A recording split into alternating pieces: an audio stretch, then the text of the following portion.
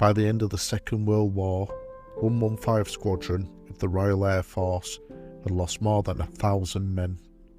Behind every one of those names lies a story of courage, sacrifice and loss. Today, we'll uncover the stories of 3 of them. A boy who was too young to fight, a New Zealander lost to the sea, and a decorated officer who survived the impossible only to fall in battle. This is their story. Derek Charles Ernest Aspinell was born in London, the son of Alfred and Florence Aspinall. When war broke out in 1939, he was just 13 years old. London was bracing itself.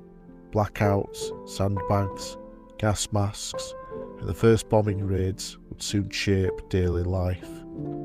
For a young teenager, it must have been impossible not to feel the pull of duty. In the summer of 1941, Derek lied about his age. He was just 15 years old when he joined the Royal Air Force, training as a wireless operator and air gunner. On the 29th of August 1944, Derek and his crew climbed aboard Lancaster PB131 at RAF Witchford. Their target was Stettin, which is now in Poland, part of a raid involving more than 400 aircraft. Somewhere over Germany, the Lancaster was hit, first by a heavy flak, then by a Bf-109 flown by Kurt Velter, one of the Luftwaffe's night fighter aces.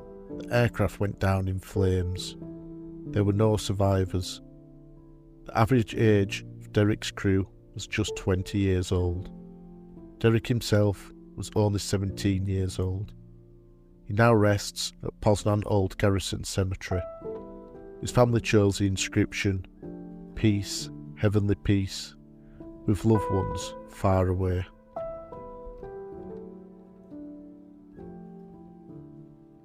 Andrew William Clark was born in Christchurch, New Zealand on the 7th of January 1919, the son of Andrew and Isabella Clark. He grew up on the far side of the world from the war that was about to consume Europe. Yet when it came, he crossed the oceans to serve. Andrew became a wireless operator with the RAF, flying with 115 Squadron. On the 4th of October 1943, his crew took off from RAF Little Snoring in Lancaster DS-721. Their mission was an air-sea rescue patrol, but the Lancaster never returned. What happened remains uncertain. No bodies were ever recovered and no wreckage confirmed. Andrew Clark and his crew vanished into the vastness of the sea. He was 24 years old. With no grave, his name is carved instead into the Runnymede Memorial to the missing on panel 198, one name among thousands who never came home.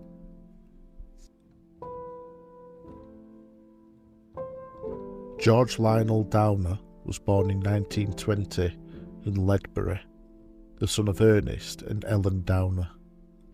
In 1940, with the world at war, George joined the Royal Air Force and trained as a navigator. By 1942, he had earned his commission as a pilot officer. Navigators were the heartbeat of a bomber crew, guiding their aircraft through hostile skies night after night with only instruments and stars to rely on. It was on his first operation that George showed the kind of courage and cool-headedness that defined him. His Lancaster was forced down into the sea and sank within 30 seconds. The dinghy failed to inflate, and for 80 minutes, George and 2 of his crewmates clung on in the freezing water before being rescued. Throughout the ordeal, he was described as calm, confident, and even cheerful, lifting the spirits of those around him. For this, he was awarded the Distinguished Flying Cross. It was a rare distinction for a man on his first mission, proof that even in the harshest trial, he had the makings of a leader. George would go on to complete 27 operations and Bomber Command's unforgiving campaign over Europe. But on the 14th of January 1944, his luck finally ran out. That night, he and his crew joined the first major Bomber Command raid on Brunswick. Their Lancaster never returned. It was later recorded as having crashed near Gittelde in Germany. The full crew was killed. Flying officer George Lionel Downer was just 23 years old. He's buried at Hanover War Cemetery. His family chose the inscription for his grave: "I have fought a good fight, and I have finished my course. I have kept the faith."